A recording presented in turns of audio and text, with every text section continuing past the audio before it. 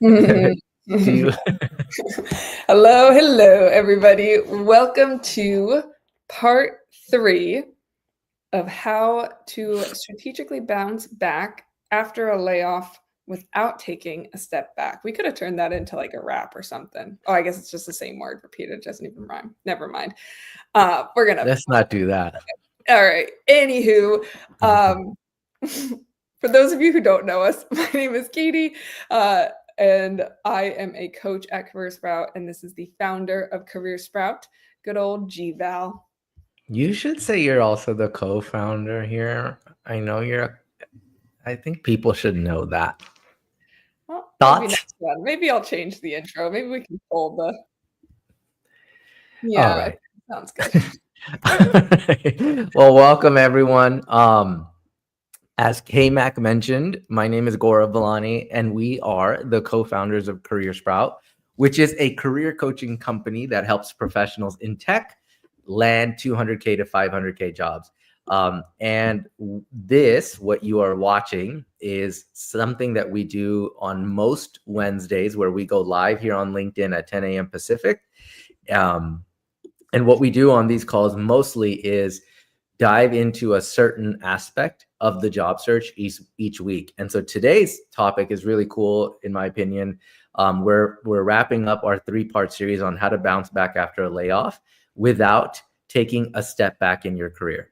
And so in today's call, what we're going to focus on specifically is the interview process and how to prepare for these 200K to 500K interviews. And so we're going to kind of dive through multiple parts of the interview, and we're going to be sharing a lot of thoughts. And if you're new here, first and foremost, welcome. Second, we will always get this question, which is, are these calls recorded? And yes, they are. You can always just refer back to this recording with the same link. So that's that. And then if you are new here also, you might be surprised to know we start these calls off every week with a joke from K-Mac. It's a knock joke, a dad joke. Usually there's some form of that. And so we're going to kick it off because K-Mac has a good one for today. I do have a good one. And also, before I do, Eric just asked, how do we go back and watch part 1 and part 2? So I'm just going to show y'all really quickly how you can see our lovely faces even more. Welcome, Stephanie. Stephanie? Like Stephanie? No, it's a different Stephanie. We like Stephanies around here. All right. How can we go back and, well, maybe if I could present my slide. Okay. So if you go to the lovely G-Val's profile, you'll see his smiling face. And then if you scroll down, you'll see events right here. You click on events and then you click show all events. This is how you can see all of the replays, even all the way back to when just our moms watched us and I had a nice background. Okay, so this is where literally every LinkedIn Live we've ever done is. We might move them to Career Sprout in the future, but for now, you can see them in all their glory right there. Okay, and now what everybody actually came here for. I have a joke of the week that has already gotten laughs from G-Val. And if the people don't like it, I have a backup. So they're going to like this one. They're going to like this one? All right. What did the cop say to his belly button? Well, you can't answer. I can't. I'll just pause for dramatic effect. What did the cop say to his belly button? You're under a vest. I like it. Did you guys like that one? I think it's good. If they don't, because there's such a delay on this, it'll take us a minute to know. Halfway through, I can do a joke break if the people didn't like it. Because a lot of times the people like it when you don't. So they might not like it when you did. So let's dive into the stuff people actually came for. Okay. Interviewing. Yeah, I'll intro it. So when we are working with folks on interview prep, the thing that comes up time and time again is people focus so much on saying the right thing. And now you can say all the right things, what you think are the right things, but it's not just what you say, it's how you say it. It's making the other person or the panel of people actually feel something. That's the thing that builds trust. That's the thing that gets somebody to say, not only, oh, I think, you know, Jeannie can do the job or Anthony can do the job, but I would actually enjoy working with Jeannie every day or Anthony every day or insert whoever's name.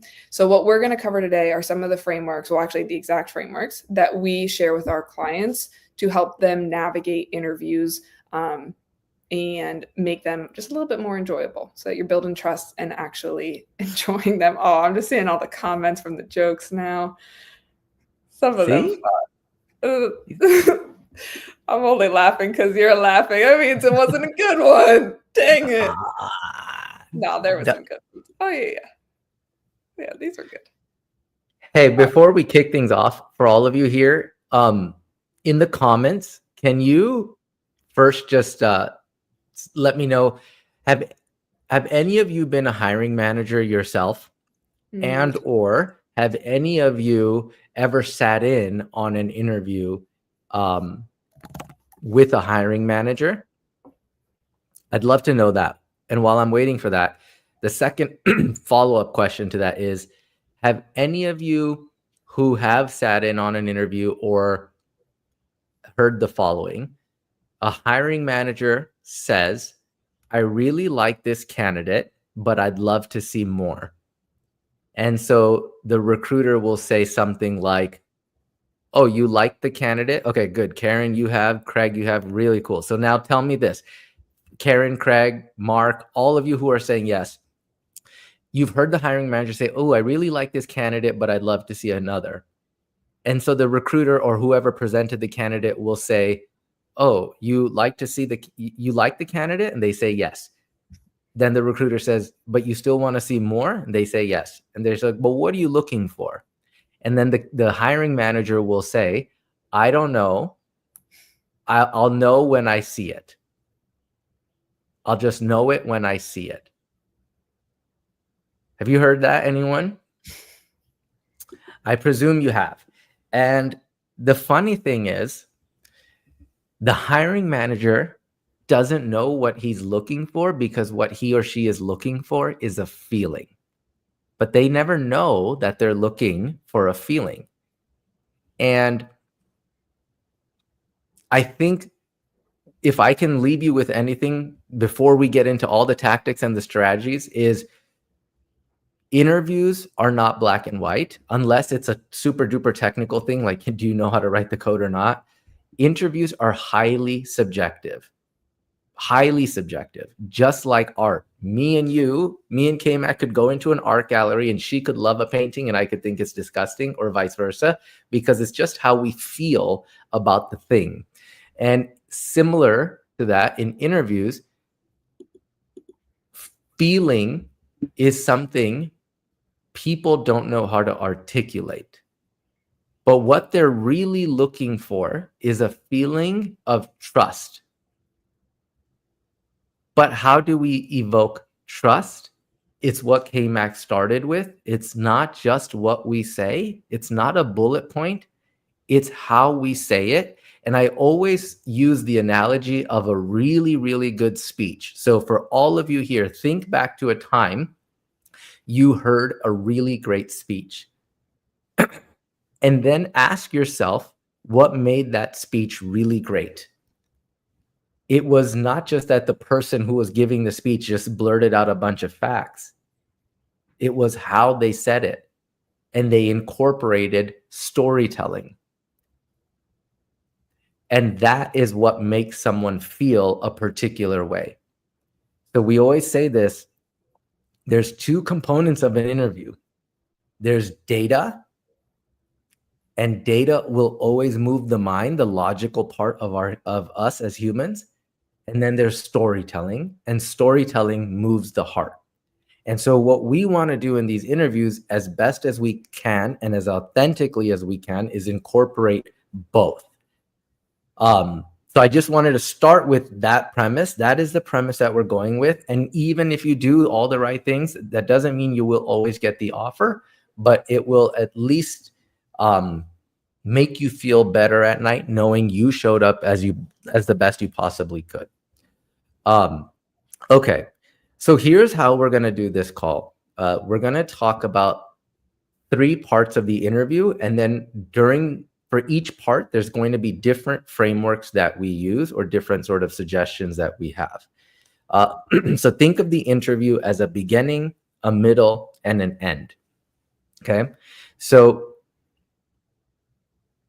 what we want to do in the beginning of an interview, what we found to be really effective, is understand what is relevant to the person that is meeting with us. So before you always go into an interview, keep in mind that the person you're meeting with in that particular round cares about something different than someone else in another round, right? So for example, we have program managers who go through our program, our coaching program. And for a typical program manager interview, they will meet with a recruiter, they will meet with a hiring manager, then they'll meet with someone in engineering and product, and then they might meet with someone else. So even in that example, what the recruiter cares about, very different than what the hiring manager cares about. What the hiring manager cares about, very different than what the product person cares about. And what the product person cares about, very different than what the engineering manager cares about. Each person cares about something different. So it would be silly to always use the same stories for each person that you're meeting, knowing that each person cares about something very different. So the first thing we want to do in an interview is always ask this question, which is, so we imagine the interview starts today, the Zoom call starts or whatever. We want to try to politely take control of the interview as soon as it starts. So if it were me interviewing with KMAC, I would say, thank you so much for making the time to meet with me, Katie. I was really looking forward to this call all week and excited to kind of dig into it. But before we do, I'm very curious to know, what was it specifically about my background that made you want to meet with me today? Or you can tweak it and you can say, was there something specific about my experience that you want to make sure that I highlight today? And we're doing this because we want to understand what is relevant to this particular human being. And we always say this, but it's like, this is kind of like getting the answers to the test. And we've had clients ask this question. And in fact, they always ask this question. And what they find sometimes is what they prepared for is very different than what the person they're meeting with cares about. And so it's nice because like literally on the fly, they can make sure that they're addressing the same story, or sorry, a specific story or stories to make it relevant to that person. So again, the first question we want to ask is, what was it specifically about my background that made you want to meet with me today? That is like the first thing. Anything I missed on that? Are you going to talk about the elephant in the room? No? I No? actually forgot to, but go ahead and say that. This Yeah. is really cool.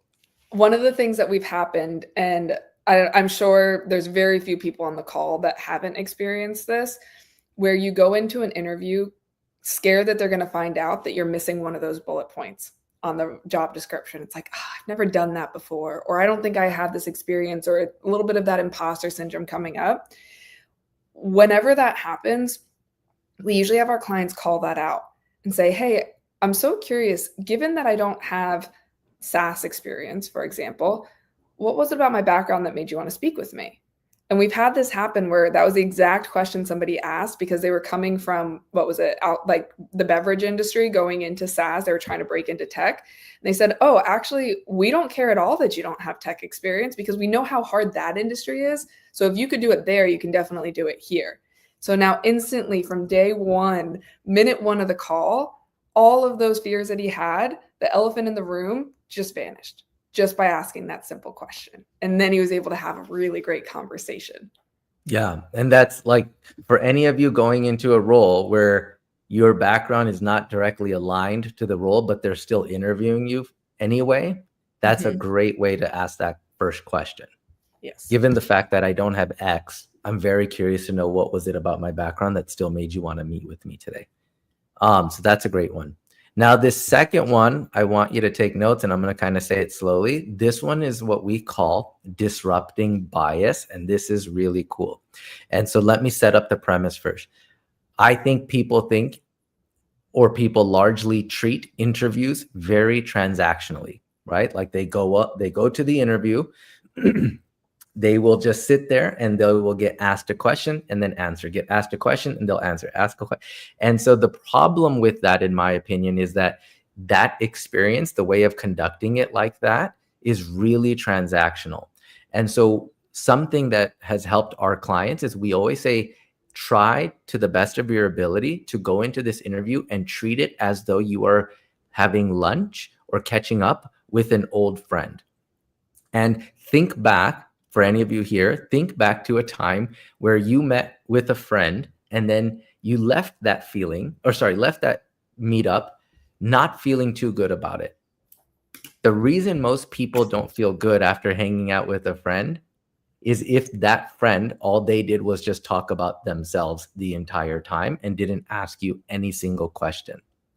And this is a little counterintuitive because the thought process is, well, if they're interviewing me, then it should just be about me. And I get that. But keep in mind, going back to everything, this is subjective. We're meeting with humans. And one thing we always say is, like, nobody cares about how much you know until they know about how much you care. And so what we want to do is something called disrupt bias. And this is like a proven thing that I had to train hiring managers on before. So think about what happens in an interview. When you're meeting with the hiring manager, they're given your resume. They're now aligning that resume to the role. And so they're looking at your resume and they're like, oh, okay, Jeannie says she's done this and done this and done this and done this. She better talk about that and that and that. I also need this and this and this. So she better talk about that. So they're so preoccupied with what they want to hear that if you don't say those things, then sometimes they fail to actively listen. And so that's a bias. It's a subconscious bias that they're holding that's blocking them from actively listening to you. So we want to disrupt that bias.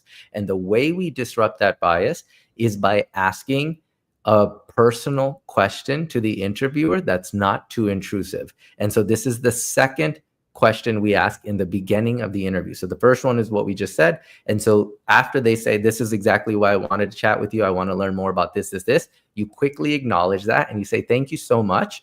And then also one other question.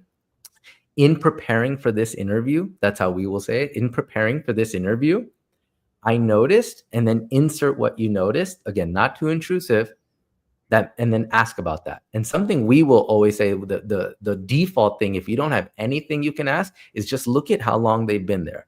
Either they recently just started there or they've been there at least a couple years or way longer. So you can just use that. So you could say, in preparing for this interview, I noticed that you recently just started this interview, you just started here at this company. What was it about insert name of company that made you want to join them? Or you can say, in preparing for this interview, I noticed you've been here for 7 years. What's kept you here for this long? I'm super curious to know that. And now what you're doing is you're getting them to remove that wall that they had up, that preformed bias, and start talking a little bit about themselves. So one, we're getting them to talk about themselves, which is good. But two, even that simple question now allows you to get some insights about the company that you can refer back to later. Anything you want to add to that one? No, I think that's great. Okay. So that's the second question. Okay. So now we've covered the beginning of the interview, and I know we're keeping this a little high level. We have a lot of trainings on this that we can share with you guys throughout this that dives deeper into these things. So now think of this next part as the middle part of the interview. And the middle part of the interview is going to consist of three things. Number one, they're going to ask you to tell me about yourself. And then number two, they're going to ask behavioral questions. And then number three, they're going to ask situational questions. So let's just attack each of these. And what frameworks should we use for each of these types of questions? So the tell me about yourself is not an opportunity for you to go and regurgitate your entire life story, because that's not relevant to that person. And if you ask that first question, what was it about my background that made you want to meet with me? That will give you a lot of insight into what to say about the tell me about yourself. And for this question, we use a framework called the car mechanic. Now, remember, this is not just about what you say, this is about how you say it, which is why we use the car mechanic framework. And so I'll give you the framework first, and then K-Mac can give an example about a tell me about yourself she liked. Okay, so the car mechanic framework is as follows. And if you've heard me say this, I apologize that I'm repeating it. Imagine you own a 1971 Mercedes SL, classic car, vintage car. You love this car to death, and something goes wrong with it, and it's not working as well as it used to. So what you're going to naturally do is you're going to take it to a mechanic. So you take it to the first mechanic, and that mechanic says, I'm sure it's the radiator. I can get that radiator fixed, and it'll cost $5,000. And you're like, okay. And you're like, well, let me get a second opinion. And so you take it to the second car mechanic. And the second car mechanic says, oh my gosh, K-Mac, you have a 1971 Mercedes SL. I freaking love this car. And fun fact, I actually grew up with this car. My dad had this car. I got my license in this car. I took this car to prom. And not only that, I've worked on this specific model at least 65 different times in the last 12 months. Without even looking at it, I can tell you with this particular model, it's usually going to be the radiator. But I also know that this other part and this second part and this third part also usually go wrong around this time. If you'd like, I can make sure that I fix the radiator, but take a look at some of these other parts. And if there's something wrong with it, I can get them fixed for you. That way you can truly just enjoy driving this car and make the most of it. And oh, by the way, it'll be $6,000. And so now in that scenario, the question is, who would you give your car to? Is it car mechanic number one, or is it car mechanic number two? You can drop it in the chat if you'd like. If you were to say car mechanic number two, you would likely be in the majority here. And now the second question is, well, why would you give it to car mechanic number two? It was because he made you feel like he cares about your car just as much as you do, and if not even maybe more than you do. So now you trust, because he cares about solving your problem, he cares about it. Now you trust giving him your car. It's very similar to a tell me about yourself. When people say, tell me about yourself, or when they get asked that, they'll usually say, well, I've been in project management for about 15 years. I started off my career at Disney, and I worked on this project there. And then I worked over here. And then I also did this. And then I moved to this company and I did Agile and I implemented a Scrum process. And then I did this. And recently I got laid off. And so that's why I'm here. And you're like, okay, cool. Right? So that's how most people do the tell me about yourself. They're giving you all the relevant things. They sound just like car mechanic number one. They have all the experience you need. But it's not just about what you say, it's about how you say it. So maybe K-Mac, if you want, you can give them a version of the car, like the tell me about yourself using the car mechanic number two framework. Yeah. And somebody did ask this. They said, hey, what if you don't have an example like that car mechanic to give? It's like, this is a framework to think through. So the equivalent of what, like the project manager example that you just gave, if you were to be car mechanic number two, you would say something along the lines of, I've been in project management for the last 8 years. And gosh, I've just been so fortunate to work with and learn from some incredible leaders at companies like Disney, insert wherever it is. And, I think one of the luckiest things that happened to me was when I first started out, I learned from some of the greatest leaders I've ever met. They taught me not only how to do the project management stuff, like gather artifacts, run Scrum meetings, anticipate risks, escalate, all of that. that was great to learn, but they actually showed me just by their actions what a great leader looked like. Now, this is assuming you're going for a leadership role and you want to be able to talk about your leadership skills. If you weren't going for a leadership role, you wouldn't be emphasizing this nearly as much. And then you get to go in and you get to say, you know, and as a result of learning from them and being in that environment, we were able to deliver some really high impact projects well ahead of schedule and even under budget. And they helped generate, there's one that generated $5 million in revenue, whatever your quantifiable result was. And that just sets such a strong foundation for me to then be able to go to company XYZ, where, gosh, that was really a great place for me to learn how to grow up, because I didn't have those same leaders at that company.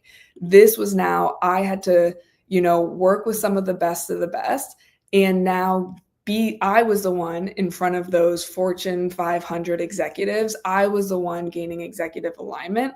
And there was so many times where I would just have to ask myself, what would John do? John was one of my favorite leaders there.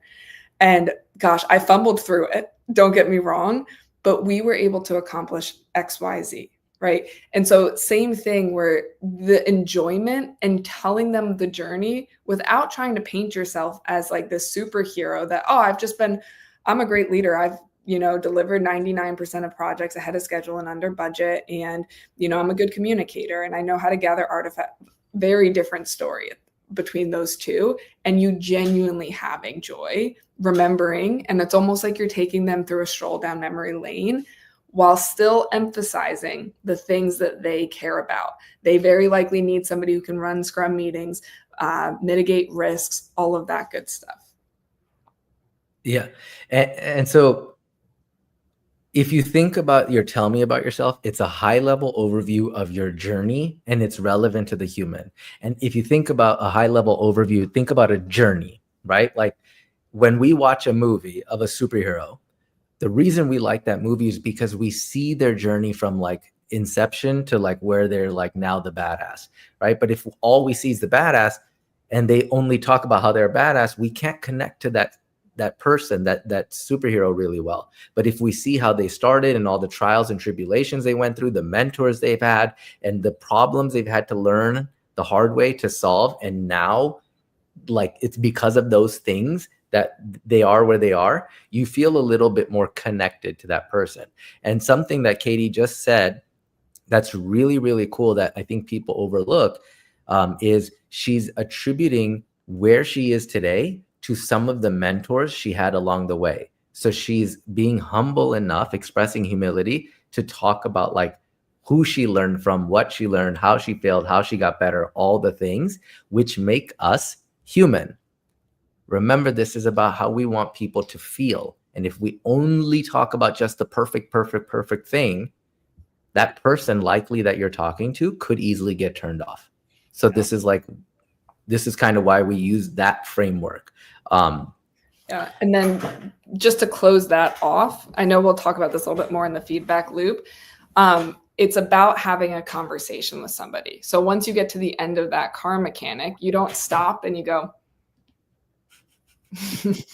okay, your turn. Like, no, you close it off and you want to have a conversation. So you bring them through the journey and you end it by saying, and you know, which brings me to my most recent, you talk about that, which is why I'm so excited to speak with you about this opportunity, because it sounds like I'd be able to leverage a lot of that experience to come in and make an impact here.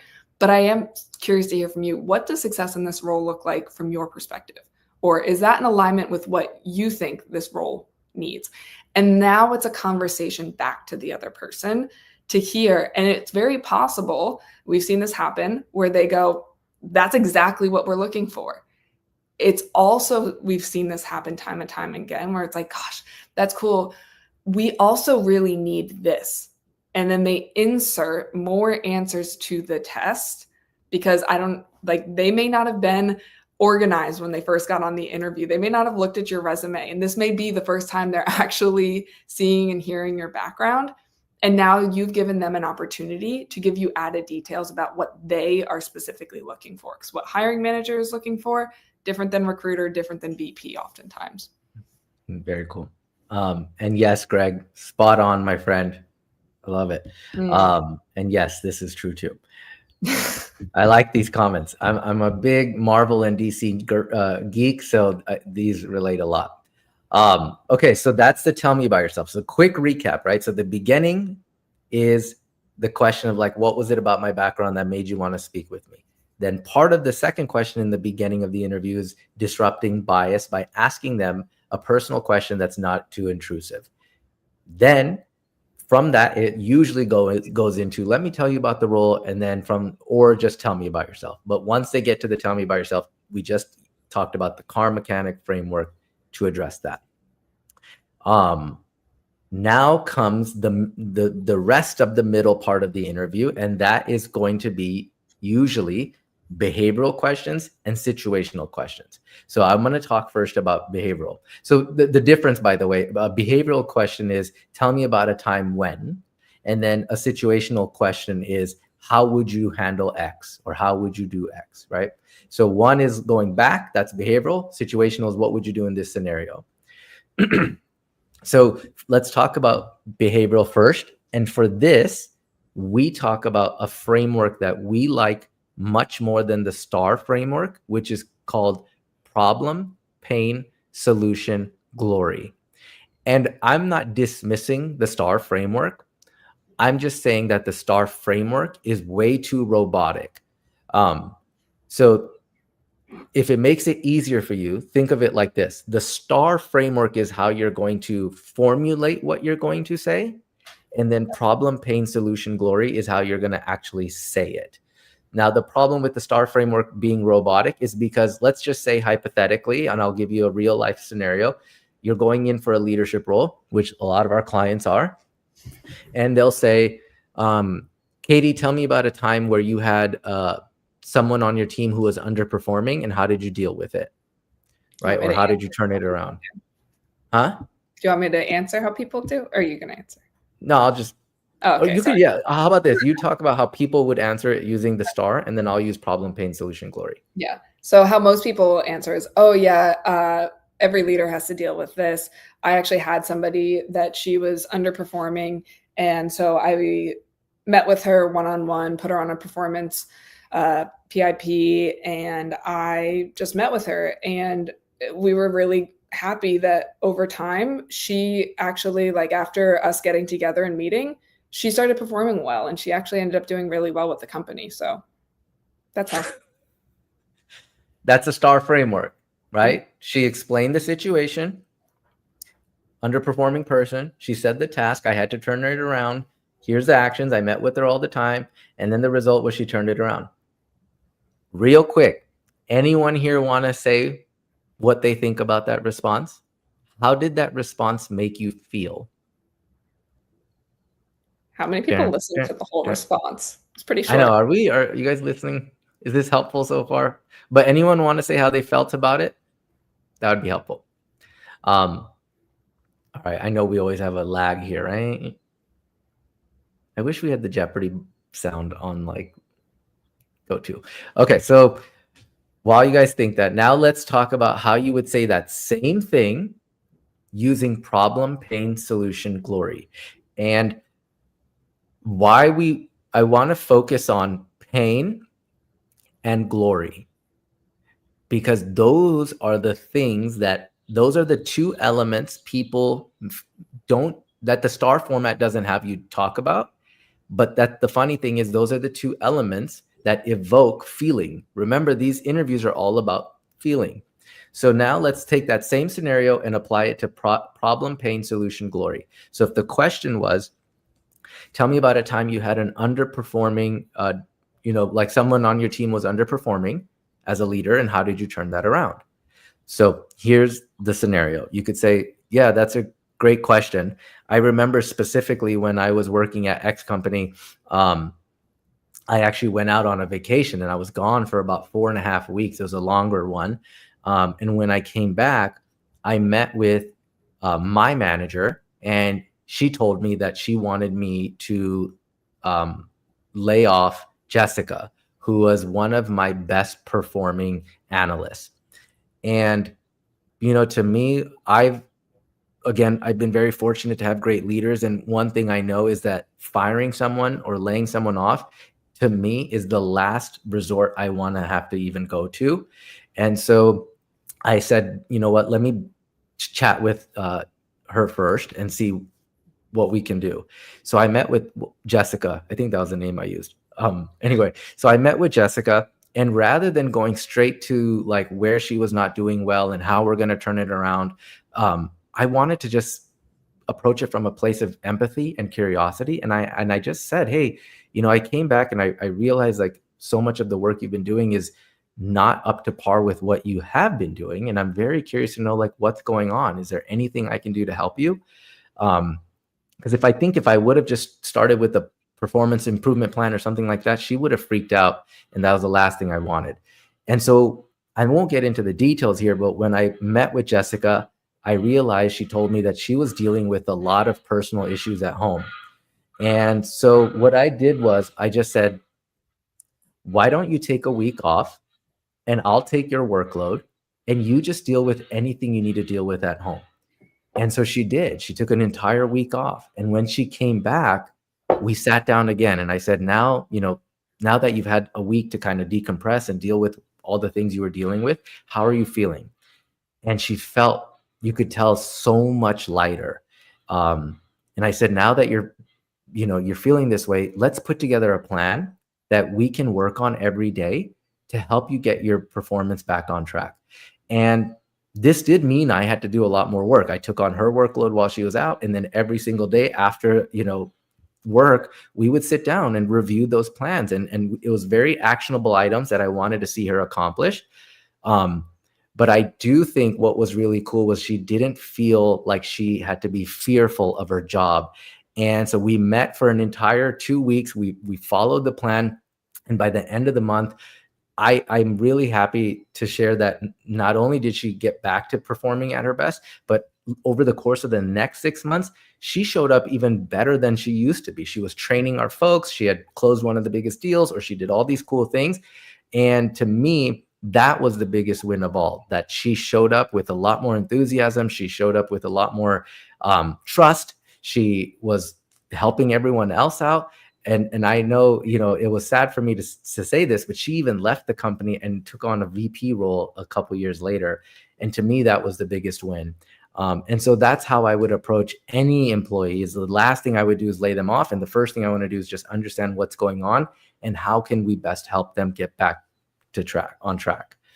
So the two elements there of that story, you guys, was the pain and then the glory. The pain was Jessica was dealing with all this stuff at home. So now that this person I'm talking to can relate to that.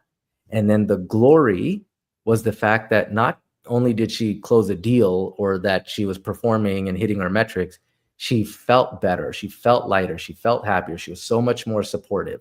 And it's those two elements that make these stories a little bit more relatable to the human you're talking to, which evokes a feeling of trust. Because remember, if you're a hiring manager and you're hiring a leader who's going to manage a team, one of the things you're going to think about is like, hey, when you come in here, are you going to take care of this team that I worked really hard to build, this culture that I worked really hard to build, or are you going to disrupt it in a way that's not positive? So it's a trust thing again. Any thoughts on that, K-Mac? No, I think the thing that I want to point out is that your answer was not a technically correct sound answer. It went longer than every other coach will tell you to go on an interview response. It kind of meandered here and there. But that is the thing that we've found gets people offers. It's that intangible. Like, you guys heard like a technically correct answer that ChatGPT probably would have given that now everybody can give because of ChatGPT. And all of if I read your comments, it was boring, kind of cold, sounded canned. I fell asleep. It says nothing per se. What about personal warmth? Very robotic, very mechanical. That's how, when you're trying to be technically perfect in your interviews, that's what the hiring manager is hearing over and over and over and over again. Versus somebody who, somebody said something, Vince said the initial response after listening to it felt transactional, and lacked emotion. It made me question if the manager was really interested or invested in the success of an employee. Now you can replace that with the success of the project, the success of the team, the success of the employee, the success of the feature, anything. The technically robotic response doesn't make you feel like that person actually cares about the thing that they are being hired for. And it's okay to not be technically perfect in these interviews and take some of that pressure off of you. Yeah. And I do think sometimes people get too caught up on like, how long should this answer be? How long should it be? It's like, if you're telling a good story, it won't matter that much. So long as it's not long. And I could have actually made mine a little bit more concise. I'm trying to go off the fly here.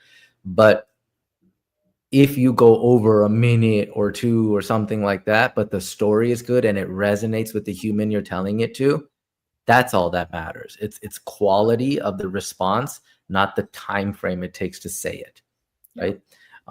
So that's another thing. Okay, so that's problem, pain, solution, glory that we use for behavioral questions. Now, the next one, the other type of questions you can get asked in the middle part of the interview is situational, which is like, how would you handle X? Tell me what you would do in this scenario. And I think what most people do a lot when they respond to these is they will answer the question in the way it was asked. So Katie will say, Gaurav, what would you do in this scenario? And then I would say, well, in this scenario, I would do blah, blah, blah, blah, blah.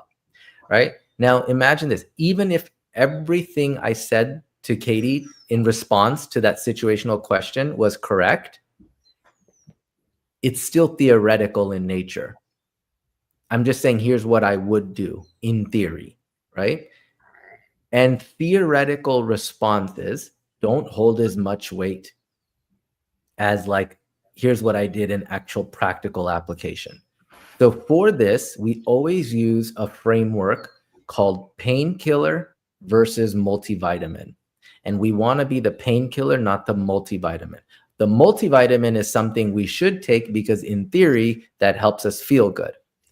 But how many of us remember to take a multivitamin every day? Most of us don't, right? But what happens the second we have a freaking headache? We will go and take an Advil, Tylenol, some sort of painkiller, right? Because it's the same here. So if and when someone in an interview says, so Greg, what would you do in this scenario? Tell me how you would handle X. Instead of saying, here's what I would do, if you have an example that's similar, you can say, that's a great question. It's actually one that I've dealt with multiple times throughout my career.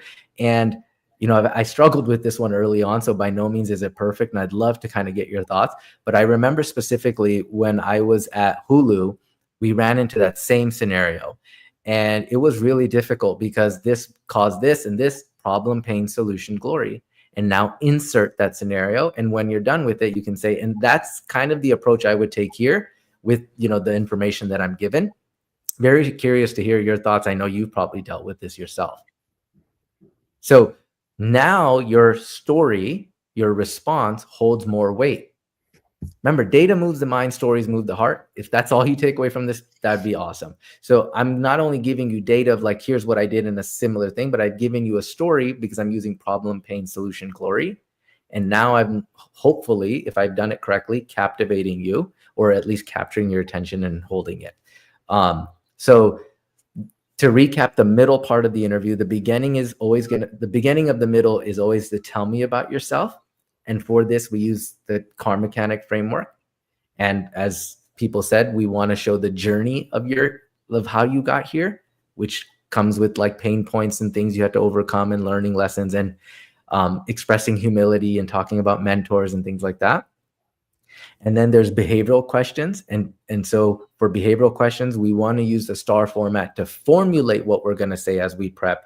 And then the problem, pain, solution, glory in the way we actually say it in the interview. And then there's the situational questions. And then this is where you use painkiller versus multivitamin. You guys with me so far? Is this helpful? I know we're running up on time, so I'm going to quickly wrap with the last two. Now, the way we like to wrap these interviews or the middle part of these interviews is by asking two very specific questions. So the first question is, as you feel that this interview is coming to an end, we just want to ask if you could do a recap. And so what we usually just recommend to our clients is now recap the position. So all you can say is, hey, Katie, now that we're wrapping up the interview, would it be okay if I quickly recapped what I think you're looking for in this person? And most of the time they will say yes. And now the recap is not your opportunity to just regurgitate the job description. It's actually your opportunity to address the pain points and then provide a quick glimpse of the solution that you guys agreed on.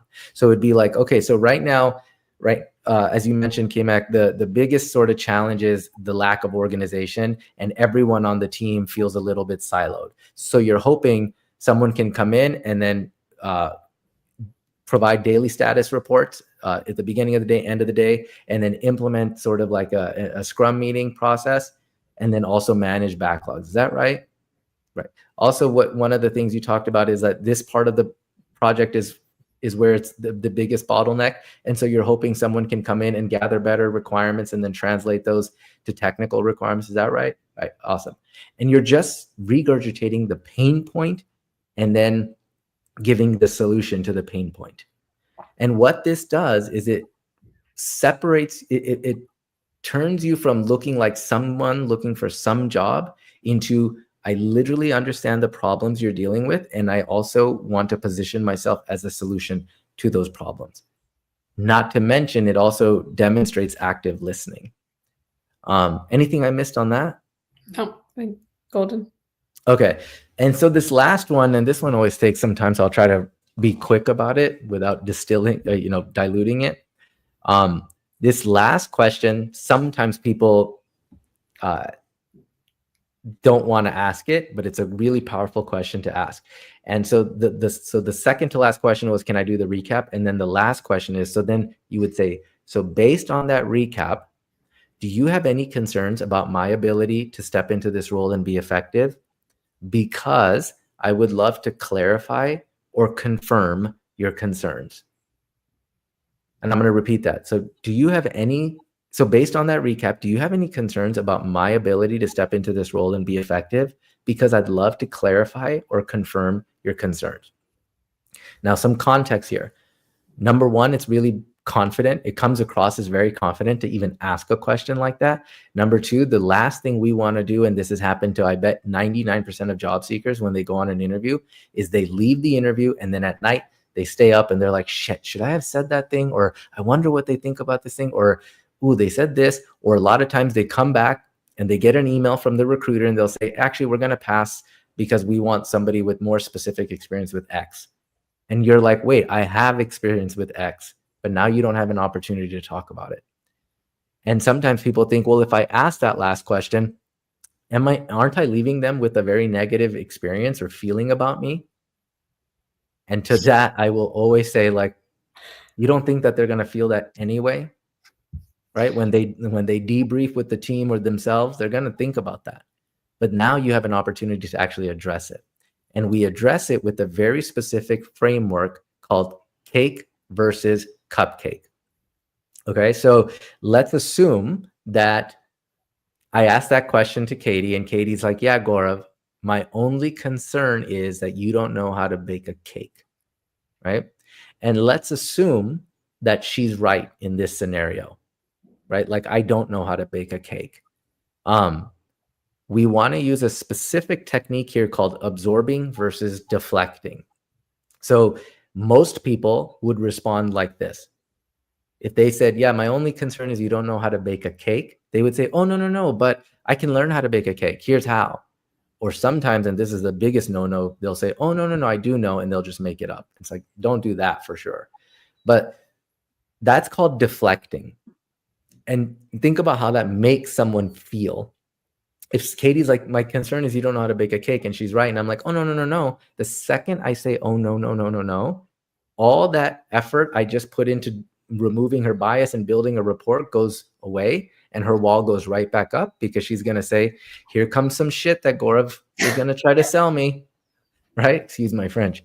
And now they know. They won't feel good about it. So we want to absorb it. So the way we do that is by absorbing her concern of something negative and then redirecting it to something positive.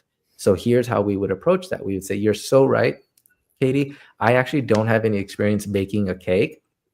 However, when I was working at my last bakery, they wanted me to bake cupcakes, and I didn't have any experience with that either. And so what I would do is, before I started, I was just staying up every single night testing different recipes.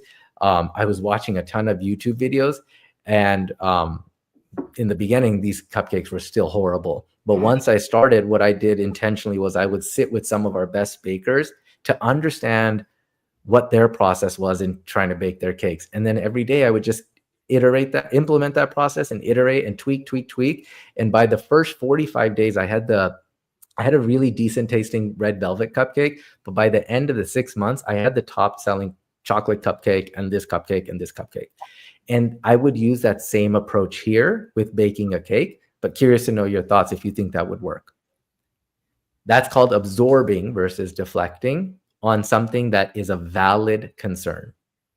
Now imagine if I ask that question and Katie's response is the same, where like, my only concern is you don't know how to bake a cake, but that's invalid. Like, I actually do know. So here we still want to absorb versus deflect because we don't want Katie to feel dumb. So instead of saying, oh, no, I do know how to bake a cake, now she feels dumb and she might even think I'm lying, right? So instead you would just absorb it by saying, I'm so sorry that I should have done a better job of clarifying that. I actually do have experience baking a cake. And in fact, when I was at my last bakery, this was the cake I would bake, and this is the ingredients that went into it, and this is how I learned it. And I would obviously use that same approach here, but curious to know if that addresses your concerns. And then that's it. That's how we conclude the interview. What we don't want to do at the end of the interview is just be like, thank you so much for this. I love this job. I love this opportunity. I think I'd be such a great fit. We don't want to try to oversell this thing and sound way too eager. Instead, we simply just want to say, thank you so much, K-Mac, for the time today. I learned a lot, and I look forward to next steps. And if there's anything you need from me between now and that, just let me know, and I'm happy to share that with you. That's it. That's at a high level, the frameworks that our clients use. There's some other ones, but at a high level, those are the frameworks our clients use to address the beginning of the interview, the middle of the interview, and the end of the interview. Anything you want to add to that? And for those of you who are still here with us, how was this? Was it helpful? Any questions? Yeah, I don't think anything to add. I think just the emphasis, it's not what you say, it's how you say it. If like that applies to every single one of the frameworks that we just shared. So I think that's the only thing that I want to emphasize here. Awesome. Well, first and foremost, thank you to everyone who joined today. As we mentioned, a couple of things. We do go live almost every single Wednesday at 10 a.m. Pacific. Number two, all of these calls are recorded, so you can just use the same link and refer back to it. And number three, thank you for K-Mac for her new fresh joke that got some laughs today. And that's it. We will see you guys next week. If you guys need any help, check us out. Check out our website, check out our resources that we post on LinkedIn all the time. But again, appreciate all of you for joining. And hey, we've got a tentative call next week. The tentative plan is resume reviews.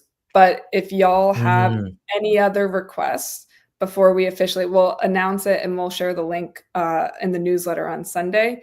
But if y'all have any other requests of what you would like to see or hear next Wednesday, let us know.